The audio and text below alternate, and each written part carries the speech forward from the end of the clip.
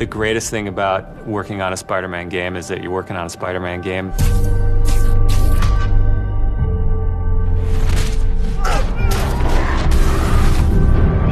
The hardest thing is that it's a Spider-Man game.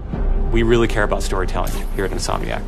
And I think that's how we go into every day we come here. There's this push to really get it right. One of the most compelling things about Spider-Man is just when Peter Parker and Spider-Man's worlds collide. And we've tried really hard to weave the two stories together to create a story that is not necessarily just a superhero story, but a human story as well.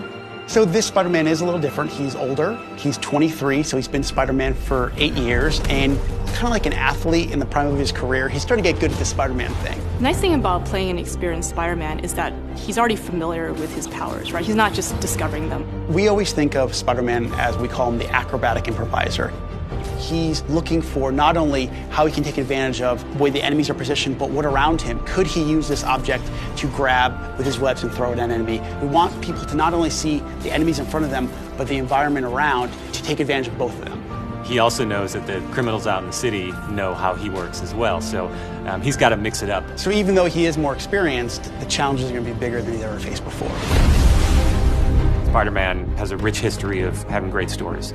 The core of our story is this duality between being Peter Parker and being Spider-Man.